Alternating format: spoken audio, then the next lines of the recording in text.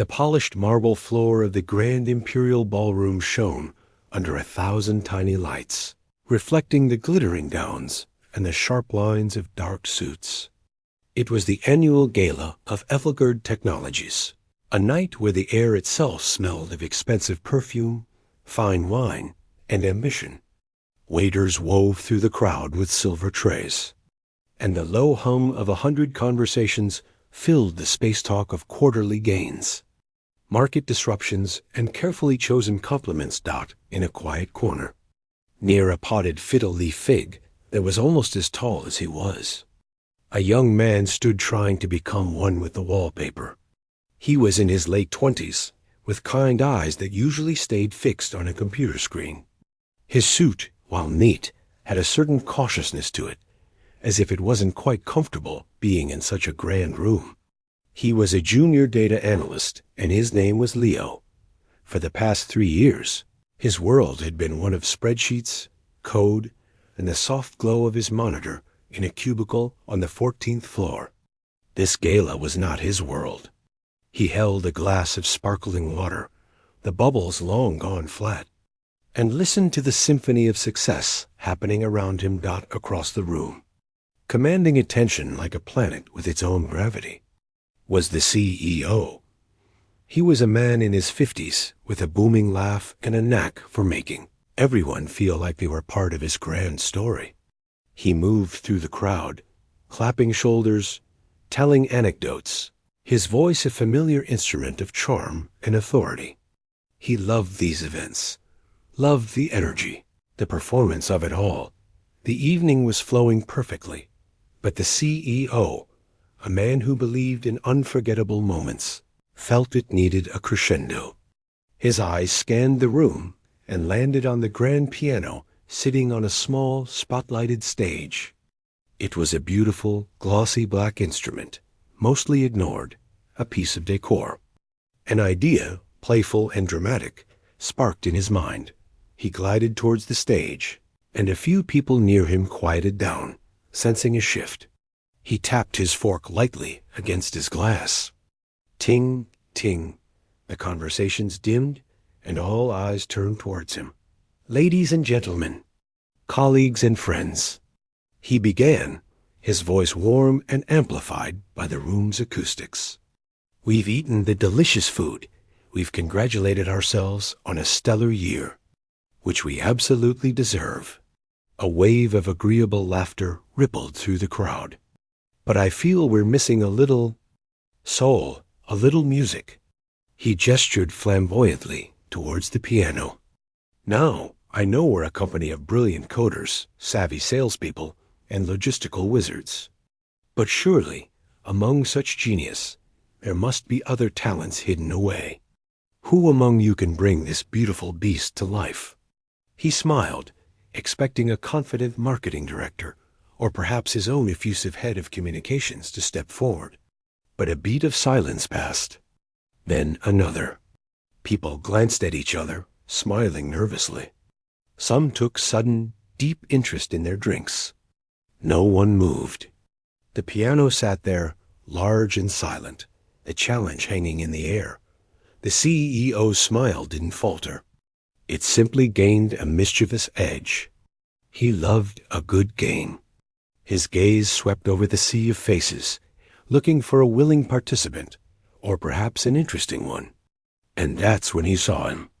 Over by the wall, near that absurdly large plant, was a young man who looked like he was trying to calculate the exact probability of the ceiling falling in.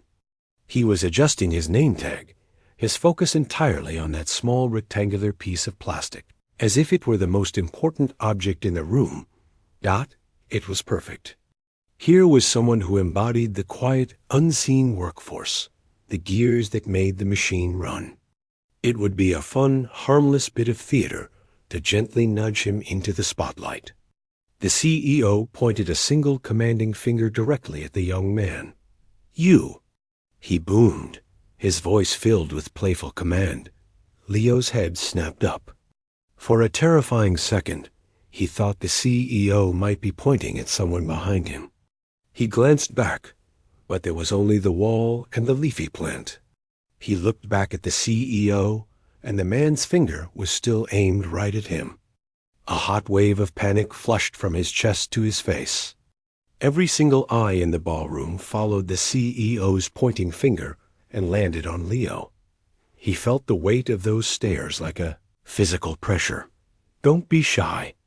Come on up here," the CEO encouraged, his tone jovial. "Let's see what you've got. Surely a sharp mind like yours can handle a few keys?"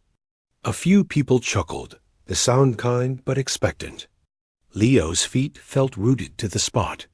He gave a small, desperate shake of his head, a silent plea of, "Not me, please." The CEO, reading the room's growing amusement, decided to raise the stakes. It was all in good fun. He grinned, spreading his arms wide. "Tell you what, to really inspire you, if you can play something, anything at all on that piano, I'll make you CEO for the day. How about that? You can have my office, my chair, tell me what to do." The room erupted. This was the kind of spontaneous, generous-seeming drama they loved. The promise was so absurd, so clearly a joke, that it broke the tension for everyone. People laughed openly, clapping, turning to look at Leo with wide, encouraging smiles. "Go on, mate," someone shouted good-naturedly from the back. For Leo, the noise blurred into a distant roar. The flat water in his glass trembled. The CEO's joke, meant to be inclusive, felt like a trapdoor opening beneath him. He saw his department head grinning at him, giving him a go-on-then nod. He saw a woman from HR giving him 2 thumbs up. There was no escape. To refuse now would seem churlish, would make him the guy who couldn't take a joke, who ruined the CEO's fun. Slowly, mechanically, he set his glass down on a passing waiter's tray. He took a deep breath that did nothing to calm the frantic beating of his heart. The path to the stage seemed to stretch for miles. He could feel every step on the polished floor, the swivel of heads following his progress. The cheerful clapping felt like it was pushing him from behind. He reached the steps to the small stage. The CEO clapped him on the back, a firm, hearty thump. "That's the spirit. Our brave volunteer. What's your name, son?" "Leo," he managed to whisper, but his voice was swallowed by the microphone and the room's acoustics. It didn't matter. He wasn't a person with a name anymore. He was the punchline to a live joke, the source of the evening's entertainment. He stood before the piano. It was a truly magnificent instrument, its black lacquer surface a perfect mirror reflecting the blurred chandeliers above. He hadn't touched a piano like this in years. A deep, ancient quiet, familiar and terrifying, settled over him. The crowd's murmurs faded into a background hum. All he could see were the keys, 88 of them, white and black, waiting. He reached out and gently lifted the fallboard, the covering for the keys, setting it down without a sound. The action was simple, practiced, a muscle memory from a different lifetime. He then slid out the piano bench and sat down. He didn't fidget. He didn't look at the crowd. He simply sat for a moment, his back straight, his hands resting lightly on his thighs.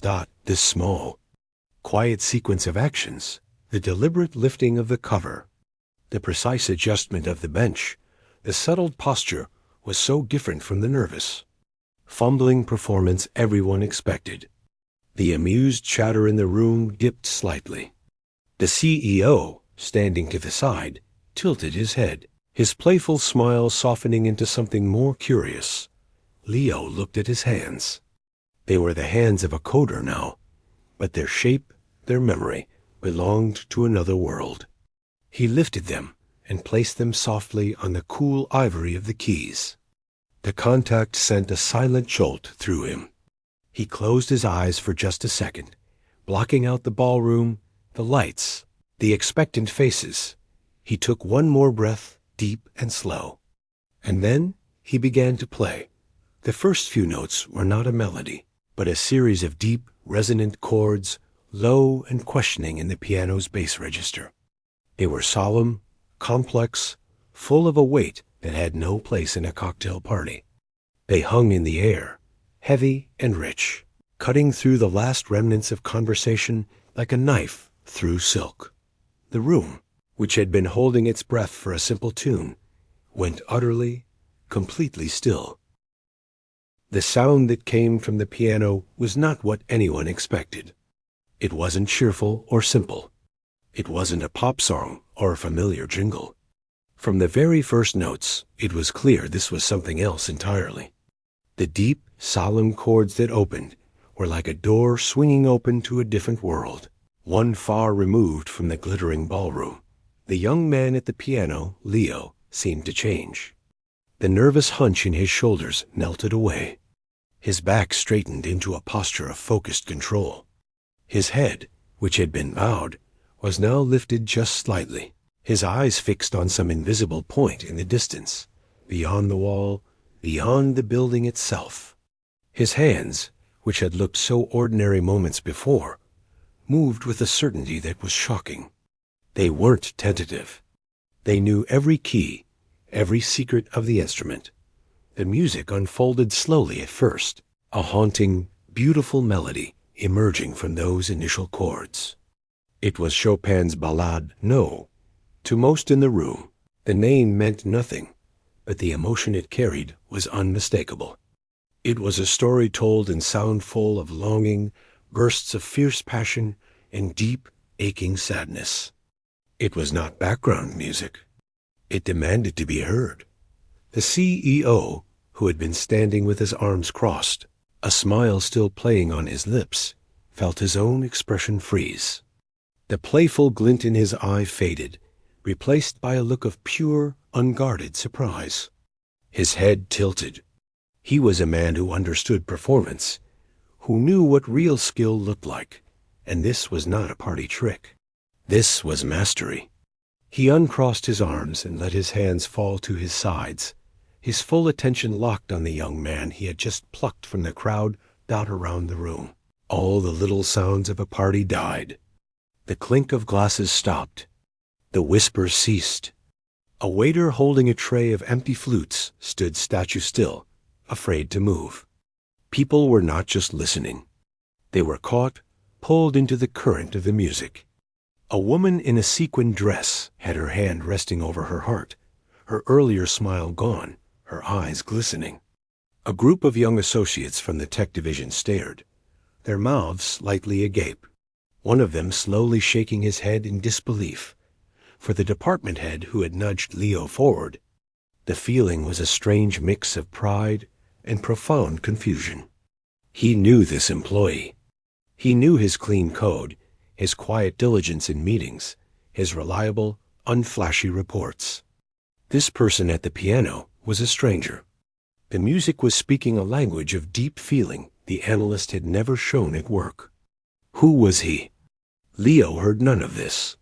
For him, the world had shrunk to the space between his hands and the keyboard. The first few bars had been a leap into a cold, dark lake, a shock to his system. But then, muscle memory, deeper than thought, took over. His fingers remembered the paths they had practiced 10,000 times in a small, sunlit room a lifetime ago.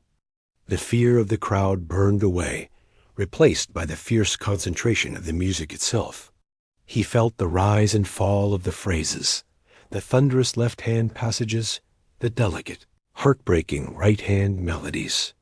It was like meeting an old friend he thought he'd forgotten, a friend who spoke in the pure language of emotion, the piece built in intensity. Gentle, rolling passages gave way to sudden, stormy outbursts. Leo's body moved with the music, a slight sway in his torso, his fingers flying across the keys during the rapid, fiery sections with a speed that seemed impossible.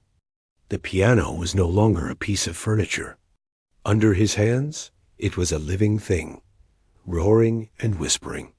The powerful bass notes vibrated through the floor.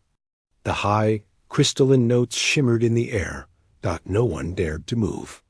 The earlier idea that this was a humorous spectacle was gone, shattered by the first serious chord. This was not entertainment. It was a revelation. An older accountant, a man who loved classical music but never spoke of it at the office, felt a lump form in his throat. He recognized the piece. He knew its difficulty, its emotional depth. To hear it here, now, played with such raw feeling by the quiet young man from the fourth floor, was almost too much to process. He looked at the CEO and saw the same understanding dawning on the man's face. As the ballade neared its famous, furious finale, the energy in the room tightened. The music became a whirlwind, a cascade of notes that sounded like a storm breaking. Leo's face was a mask of intense effort and total surrender. A lock of hair fell across his forehead. He was no longer the junior analyst. He was a conduit for something vast and powerful. And then came the coda, one of the most technically difficult and emotionally devastating passages in all of piano music. It was a furious, passionate sprint to the finish. The notes came in a relentless, pounding rush, a torrent of sound that seemed to shake the very crystals in the chandeliers. People actually leaned back in their seats, overwhelmed by the force of it. And then, with a series of final, crashing chords that rang out like a declaration, it ended. The last note hung in the air, vibrating into a profound, echoing silence. Leo's hands fell from the keys and dropped into his lap. His shoulders slumped, the immense energy draining from him all at once. He sat perfectly still, head bowed, breathing heavily. He looked exhausted, empty, and more vulnerable than when he had walked onto the stage. The silence lasted for what felt like a full minute. It was a deep, respectful, shocked silence. The kind of silence that only follows something truly extraordinary. Then, from the back of the room, someone began to clap. Not a polite golf clap, but a single, strong, steady clap. It was the older accountant. Then another person joined, then another, and another. In seconds, the silence was utterly destroyed by a wave of sound, not just applause, but a roaring, standing ovation. People surged to their feet, their chairs scraping loudly against the floor. They were cheering, whistling, their faces alight with amazement and awe. Leo flinched at the sudden noise, as if waking from a dream. He blinked, looking out at the sea of standing, clapping people. The reality of the ballroom, the lights, the faces, came crashing back. He looked lost, disoriented by the violent return, from the world of the music to the world of the party. The CEO was the first to move towards him. The man's earlier mocking charm was completely gone. His face showed only stunned respect. He walked to the piano, placed a firm hand on Leo's shoulder, and leaned into the microphone. "Well," the CEO said, his voice thick with an emotion no one had ever heard from him before. It was humility. I think we all owe our colleague a rather large apology." The crowd laughed, a warm, relieved sound, and the applause surged again. The CEO waited for it to die down, his hand still on Leo's shoulder, keeping him anchored on the stage. Leo looked up at him, his expression still dazed, as if he wasn't quite sure who the CEO was or what he was doing there. "That was not playing," the CEO said, turning to address everyone, his tone now deadly serious. "That was something else entirely. I offered a joke about being CEO for a day." He paused, looking down at Leo. "But what you just gave us was no joke. That was a gift." He turned back to the microphone, his businessman's mind already racing ahead of the moment, but his voice still held that unfamiliar note of awe. "So, before you try to sneak back to your table, young man, you're going to have to answer one question for all of us." He looked directly at Leo, and the entire ballroom held its breath once more, waiting for the answer to the only question that mattered now. "Who," the CEO asked softly, "are you?" The applause was a physical thing, a wall of sound that seemed to push against him. Leo sat on the piano bench, feeling small under its weight. The CEO's hand on his shoulder was firm, an anchor that kept him from floating away, or maybe from sinking right through the floor. The man's question hung in the air, mixing with the last echoes of the music. Asterisk, who are you? Asterisk, it was the hardest question he'd ever been asked. For years, the answer had been simple. A data analyst. A guy who was good with numbers, who liked the quiet logic of patterns on a screen. But the person who had just played that piano, the one who had poured 7 years of silent, longing into 4 minutes of music, that person was a stranger to this room, and had become, in some ways, a stranger to himself. He looked out at the sea of faces. All turned toward him, expectant and shining. He felt a hot flush creep up his neck. The CEO gently nudged him toward the microphone. Leo stood up, his legs feeling unsteady. He reached for the microphone stand, his fingers brushing the cool metal. He cleared his throat, and the sound echoed in the now silent room. "My name is Leo," he began, his voice thin and scratchy. He swallowed. "I work in the data analytics division, on the 14th floor." A few people offered encouraging smiles, but the room stayed quiet. That wasn't the answer they wanted. That was the person they'd ignored for 3 years. The CEO gave his shoulder a slight, almost imperceptible squeeze. "Go on." Leo took a shaky breath. He looked away from the crowd, his eyes finding the black and white keys again. It was easier to talk to the piano. I learned to play when I was very young," he said, his voice gaining a little strength. "My grandmother taught me. She lived with us.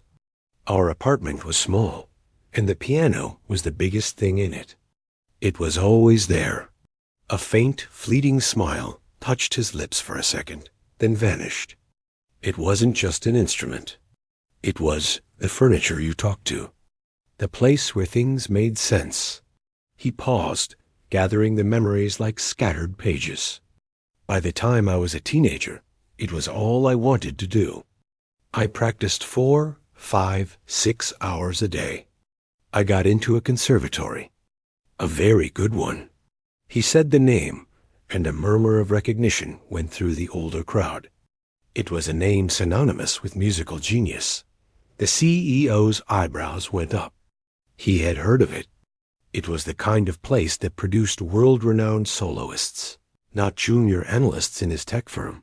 "For a while," Leo continued, his voice dropping, "that was the plan. That was who I was going to be. A pianist." He said the word as if it were in a foreign language. "I lived and breathed it. The practice rooms, the competitions, the feeling of getting a piece right. It was my entire world." He fell silent for a long moment. The room was so quiet you could hear the hum of the air conditioning. People leaned forward slightly, not wanting to miss a word. "Then, in my second year," he said, the words coming out slowly, carefully, "my father got sick. Very sick. He had to stop working." Leo's gaze was fixed on the middle distance, seeing a different scene. "My mother's job. It wasn't enough. The medical bills, the mortgage. The future just shrank. Suddenly, it wasn't about concerts and auditions. It was about stability. It was about a salary. A guaranteed one." He looked down at his hands, turning them over as if seeing them for the first time. "Music, it's a beautiful life, but it's not a sure thing. It's a gamble. And I couldn't let my family gamble. I needed to be a rock, not a dreamer." He finally looked up, meeting the CEO's eyes, then glancing out at his colleagues. "So, I left. I switched my major. I taught myself to code late at night after my shifts at the library. I got this job, and I am grateful for it. It let me help my parents. It gave us security." He said this with a quiet, fierce pride that everyone could hear. But the piano. He turned and touched the edge of the instrument lightly. I couldn't just stop. It would have been like stopping breathing. So I kept it. But private. A secret. I found a community music school with practice rooms you can rent by the hour. I go there on Saturday mornings. Sometimes for an hour, sometimes for 3. It's my other life. A soft wave of understanding moved through the crowd. The woman with the sequined dress wiped a tear from the corner of her eye. The tech associates looked at each other, their earlier disbelief replaced by a new, sober respect. That piece, Leo said, nodding toward the piano. Chopin's first ballade. It was the last big piece I was working on when I left the conservatory. I never finished mastering it. It always felt unresolved. Like a conversation I walked away from in the middle. He gave a small, self-conscious shrug. I still work on it. In those rented rooms, I guess. I guess I never really let it go. He looked back at the CEO, his expression open and raw. I haven't played for anyone but those 4 walls in 7 years. When you called me up here, I was terrified. I thought I'd freeze. I thought I'd embarrass myself. But then I sat down, and it was just me and the piano again. Like always. He fell silent. He had said everything.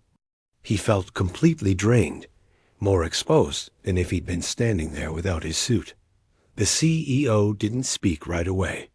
He looked at this young man, seeing the 3 years of diligent, quiet work in a new and blinding light. He saw not just an analyst, but a story of sacrifice, discipline, and a hidden, burning passion. The joke he had made about making him CEO felt cheap and foolish now. He had stumbled upon something profoundly real. The CEO took the microphone. His voice, when he spoke, was low and thoughtful, carrying to every corner of the room. 7 years, he said, almost to himself. Then he looked at Leo. You gave up the path you loved to carry the weight for the people you love. And you didn't just put that talent in a drawer and forget it. You kept it alive on your own time, in a rented room. He shook his head slowly. That tells me more about your character than any resume ever could. He turned to face the audience, his business instincts now fully aligned with a genuine sense of awe. We talk all the time in this company about grit, about resilience, about thinking differently. He gestured toward Leo. Tonight, we didn't just hear a brilliant performance. We met a man who lives those words. He didn't abandon his art when life got hard. He made a space for it. He carries 2 worlds. He paused, letting that sink in. The applause started again, softer this time, more respectful. It wasn't for the music anymore. It was for the story. It was for him. The CEO put a hand on Leo's back and guided him away from the piano, toward the steps off the stage. Go on, he said quietly, just for Leo to hear. Go get a real drink. You've earned it. As Leo made his way back through the crowd, everything was different. People didn't just look at him. They reached out. A gentle pat on the arm. A warm, wordless nod. A murmured, "That was incredible." The path to his empty chair was no longer a walk of shame, but a walk of honor. He finally sank into his seat, his heart still pounding. A waiter appeared instantly, not with sparkling water, but with a glass of amber whiskey, placed in front of him with a knowing nod. Leo took a small sip, the liquid warmth spreading through him. He watched the party slowly restart, the conversations buzzing with a new, excited energy. He saw the CEO, now surrounded by a group of senior executives, talking intently. The CEO was gesturing, his eyes serious, glancing more than once in Leo's direction. The playful party host was gone. In his place was the shrewd, calculating CEO, and he was looking at the quiet man from the 14th floor, not as a punchline, but as a puzzle he was suddenly very keen to solve. The rest of the gala passed for Leo in a pleasant, dazed blur. He never did finish that whiskey. It sat on the table as a steady stream of people came by, not just from his own floor, but from departments he'd only heard of in company-wide emails. The head of marketing shook his hand, asking what it felt like to have that kind of focus. A senior software architect, a legend in the company for his brilliant, complex code, told him with complete seriousness, "Your code is clean, Leo, but that was a perfect algorithm. Flawless logic and emotion." It was the highest compliment Leo could imagine from that man. He answered questions, smiled until his cheeks ached, and tried to accept the praise without downplaying it. The story of his father, his grandmother's piano, the rented room, it had woven itself into the fabric of the evening. He wasn't just the guy who played. He was the guy who carried a whole silent world on his shoulders. He finally slipped away before the official end, giving a small wave to a few people, feeling the collective, understanding nod of the room granting him an early exit. The next morning, walking into the office felt like stepping onto a different planet. The quiet, fluorescent-lit hallway of the 14th floor was the same. The hum of servers from the data center was the same. But the looks were not. Where before he had been invisible, now he received double takes, slow smiles, and nods of recognition. A woman from the finance team, whom he'd only ever seen at the coffee machine, stopped and said, "That was really something last night, Leo." Her tone was genuine, not fawning. It was as if by revealing a hidden part of himself, he had become more real to everyone. He sat at his desk, the familiar glow of his triple monitors a comfort. He had just pulled up his first spreadsheet when an email notification popped up. It wasn't from his department head. It was from the office of the CEO. The subject line was simple, a conversation. His stomach did a slow flip. The body of the email was polite, asking if he could please come up to the executive suite at 10 a.m. It was signed by the CEO's executive assistant. The 2 hours dragged. He tried to lose himself in a data set about user engagement metrics, but the numbers swam before his eyes. At 5 minutes to 10, he stood, straightened his simple button-down shirt, and took the elevator up to the top floor. The executive suite was a different world. The carpets were thicker.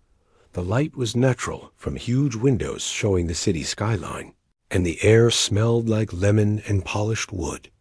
The assistant, a kind-eyed woman with a calm demeanor, smiled at him. "He's ready for you, Leo. Go right in." The CEO's office was larger than Leo's entire apartment. One wall was all glass. The CEO wasn't behind the massive desk, however. He was sitting in one of 2 comfortable armchairs by a low table, holding 2 mugs of coffee. He stood up as Leo entered. "Leo, come in, come in. Please sit." His tone was warm, but it was a different warmth from the party. This was focused, intentional. He handed Leo a mug. "Black, right?" I asked around. Leo nodded, surprised, and took the mug. "Thank you, sir." "Don't sir me right now. Not in this conversation." The CEO sat back in his chair, studying him. The playful mask was completely gone. This was the man who had built the company, a sharp, observant thinker. "How's your head this morning?" "That was quite a night." "It's a lot to process," Leo admitted, taking a sip of the excellent coffee. "I bet it is." The CEO leaned forward, resting his elbows on his knees. "I've been thinking all night, Leo, about what I saw and what I heard. And not just the music. The story." Leo stayed quiet, waiting. "This company," the CEO began, gesturing around the bright office, "succeeds on 2 things: hard data and human connection. The data tells us what is happening. The human connection, storytelling, persuasion, inspiration, that's what tells us why it matters and gets other people to believe in it. He pointed a finger at Leo. You have a rare combination. You have the disciplined, analytical mind of a first-rate coder. I've looked at your work since last night. It's meticulous. And you have the soul of an artist who can communicate profound emotion without saying a word. He picked up a tablet from the table. We have a presentation in 3 weeks. Our most important potential client. A global firm. It could be a partnership worth hundreds of millions. My team has put together a pitch. It's good, solid, full of impressive numbers, projections, tech specs. He put the tablet down and looked at Leo. It's also, if I'm being honest, forgettable. It sounds like every other pitch from every other tech firm. Leo began to see where this was going. A nervous energy, different from last night's terror, started to buzz in his chest. I don't want to just show them what we can do, the CEO said, his eyes intense. I want them to feel it. I want the presentation to be an experience they can't shake. I want our cold, hard data to have a heartbeat. He paused. I want you to design it. Leo almost choked on his coffee. Me? Sir, I design data pipelines, back-end architectures, not client presentations. Exactly, the CEO said, a spark of his old excitement returning. You don't think like a marketer. You think like a problem solver and a storyteller. I'm not asking you to make pretty slides. I'm asking you to take the core of our technical proposal and find its melody. Find the human story in the data and make it sing. He stood up and walked to the window, looking out at the city. I'm creating a new role, Director of Client Resonance. It's a fancy title. What it means is this: you bridge our technical teams and our clients. You translate complexity into meaning. You won't just be giving this one presentation. You'll be building a new way for us to connect. Leo's mind was reeling. Director, it was a staggering leap. What about my current work? The analytics. You'll have a team. You'll train them. Your old department head will cry, but he'll get over it. This, the CEO said, turning back to him, is where you can do more good. Last night, you didn't just play notes. You made a room full of people feel the tension, the struggle, the resolution in that music. Our clients have struggles too. Complex problems that feel chaotic, like a jumble of noise. I believe you can take the noise of their challenges and our data and compose it into a solution they can understand, not just hear. He tapped his forehead. But here. He tapped his chest. He walked back and sat down, his voice lowering. This isn't the CEO for a day joke. This is real. This is me recognizing that the most valuable things in a person are sometimes hidden in plain sight. I need that hidden part of you, Leo. The company needs it. Leo was silent for a long minute, staring into his coffee. He thought of his quiet Saturday mornings in the rented room, the two lives existing separately. The CEO was offering a bridge he never dreamed could exist. A chance to bring the two parts of himself, the analyst and the artist, together, not as a secret, but as his job. He looked up. What would you need first? For this big presentation. A slow, satisfied smile spread across the CEO's face. He knew he had him. Come to the war room tomorrow. Meet the strategy team. Listen to the dry run of the current pitch. Then I want you to go away. Don't think about slides. Don't think about bullet points. Just listen to the problem we're trying to solve. And then I want you to come back and tell me what you hear. Leo nodded, a strange calm settling over him. It was a task he could understand. Not to design, but to listen. To interpret. I can do that. Good. The CEO stood, signaling the meeting was over. He extended his hand. Leo shook it. The grip was firm, confident. "Welcome to the new project, Leo. Don't think of it as a promotion. Think of it as a different kind of stage." As Leo walked back to the elevator, the plush carpet muffling his steps, the weight of the offer began to settle. It was terrifying. It was immense. But for the first time since he'd left the conservatory, the two threads of his life were not pulling in opposite directions.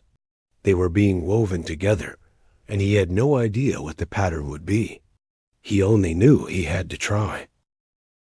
The next 3 weeks were a whirlwind unlike anything Leo had ever known. His small, tidy desk on the 14th floor was replaced by a chaotic, buzzing war room on the executive floor. Whiteboards covered in complex diagrams and client notes became his new landscape. He spent the first days just listening, as the CEO had asked. He sat through technical deep dives with engineers, dry marketing spiels, and financial projections that were all logically sound, but felt strangely lifeless. The client was a century-old manufacturing company struggling to modernize. Their factories were full of ancient, disconnected machines, creating a cacophony of inefficiency, as one engineer put it. Ethelgerd's solution was a unified software platform to make all these machines talk to each other, creating a symphony of data. Symphony. The word stuck in Leo's mind. They kept using musical terms harmony, dissonance, rhythm, to describe problems and solutions, but only as metaphors. Leo started to hear it not as a metaphor, but as a blueprint. He went to the CEO with an idea so audacious he could barely get the words out. "What if," he said, his voice tentative in the quiet office, "the presentation itself is the demonstration? What if we don't just tell them we can create harmony from chaos? We show them?" The CEO leaned back, intrigued. "Go on," Leo explained. He wanted to compose an original piece of music, but not just any piece. It would be a musical translation of the client's problem and their solution. The first movement would be the current state of the factory's discordant, clashing, jarring sounds representing the isolated machines, the wasted energy, the delays. It would be uncomfortable to hear. Then, a transition would represent Ethelgerd's software integrating the systems. The chaotic sounds would begin to find a rhythm, a key, a melody. The final movement would be the new, efficient, powerful harmony of a fully connected factory. And Leo finished, his passion making him forget his nerves. "I would compose it based on their actual data. Machine output numbers could become note frequencies. Error rates could become rhythmic patterns. The music would be their story." The CEO was silent for a long minute, his fingers steepled. Then a slow smile appeared. "It's a huge risk. They could think we're clowns, or they could feel it in their bones. Do it." The work was all-consuming. Leo collaborated closely with the data team, translating spreadsheets into musical motifs. He spent nights at the grand piano in the now-empty ballroom, which the CEO had given him a key to use. He worked with a sound designer to create the industrial, clanging sounds for the chaos section. It was the hardest, most thrilling project of his life. He wasn't hiding his music anymore. He was using it as a fundamental tool. The day of the client presentation arrived. The conference room was sleek and tense. On one side, the serious, skeptical faces of the manufacturing company's executives. On the other, the Ethelgerd team. The CEO gave a brief, confident introduction, then nodded to Leo. "Our Director of Client Resonance will now walk you through our vision." Leo stood up. He saw the client's eyes glance at his title on the slide, a flicker of curiosity. He didn't go to the podium. He walked to a digital keyboard that was connected to the room's powerful sound system. "Traditionally," Leo began, his voice calm, "we'd show you charts. They're important, and you'll get them. But first, We'd like you to experience your current challenge and our proposed solution in a new way. He saw brows furrow. You've described your factories as having a communication breakdown. You hear the noise of inefficiency every day. We've tried to listen to that noise and translate it. He pressed a key on the keyboard. The room was filled with a harsh, unsettling soundscape. Metallic clangs erupted at random intervals. A low, groaning drone underpinned it all. A high-pitched whine screeched and cut out abruptly. It was intentionally jarring, stressful. The clients shifted in their seats. One, a head of operations, a man with worn hands, leaned forward, his eyes narrowed. He recognized this sound. It was the sound of his floor, the sound of waste. This, Leo said over the dissonance, is the sound of isolated data. Machines that cannot speak to each other. Energy spikes with no warning. Production delays creating rhythmic breakdowns. He let the uncomfortable noise play for another 30 seconds. Watching the clients' faces change from confusion to a grim. Familiar understanding. Then, softly, a new element entered. A simple, clear, repeating electronic pulse. A heartbeat. This is the integration layer, Leo said. The moment our platform begins to connect the systems. As he spoke, the chaotic sounds began to change. The random clangs started to sync with the heartbeat. The whine softened into a sustained musical note. The groaning drone resolved into a deep, clean bass line. It was a slow, miraculous transformation from noise into rhythm. Leo's hands moved to the keyboard, and he began to play a melody over the top. It was strong, optimistic, and built directly from the now organized sounds beneath it. The music swelled, becoming powerful, cohesive, and even beautiful. It was complex but clear, a tapestry where every thread had a purpose. He played the final resonant chord and let it fade. The room was utterly silent. The head of operations was the first to speak. His voice was rough with emotion. That first part, that was the sound of my worst day. The last part, he shook his head, searching for words. That's what it's supposed to feel like. The dam broke. The questions that followed weren't skeptical. They were eager. How did you map the boiler efficiency to that descending line? The syncopation in the middle, was that the logistics delay data? For the first time, the clients weren't just listening to a sales pitch. They were engaging with their own problem and the solution on a visceral, emotional level. The dry slides that followed were no longer just information. They were the sheet music to the symphony they had just felt. They got it, not just intellectually, but in their guts. The deal was signed 2 weeks later, on terms more favorable than Ethelgerd had dreamed. At the internal celebration, the CEO called Leo up. There was no piano this time, just the proud, buzzing team. You all know the story, the CEO said, his arm around Leo's shoulders. A joke at a party led to a revelation. But what Leo did wasn't just about talent. It was about courage. The courage to bring his whole self to work. He showed us that the space between logic and emotion isn't empty. It's where true innovation lives. He announced the formal start of the Inner Symphony Initiative. It was a program to fund employees' passions outside of work music lessons, art classes, writing workshops, not as a perk, but as a strategic resource. We need every kind of thinker, the CEO said. The coder who paints sees a better user interface. The accountant who writes poetry finds the narrative in a fiscal report. We will no longer ask people to check their passions at the door. For Leo, the change was profound but quiet. He had a new office, but he still spent time on the 14th floor, mentoring his replacement. He was no longer the invisible man or the party sensation. He was a respected leader. The most meaningful moment came a month later on a Saturday. He was in his rented room at the community school, practicing. He was working on a new piece, Just for himself, his phone buzzed. It was a text from the head of operations from the manufacturing client, now a partner. It was a short video from a factory floor. The machines hummed in a steady, efficient rhythm. The text read, "Asterisk hearing the symphony every day now. Thank you." Asterisk Leo smiled. He put his phone away and placed his hands on the keys of the modest, slightly out-of-tune piano. He played, not to escape his life, but to celebrate its new, unexpected harmony.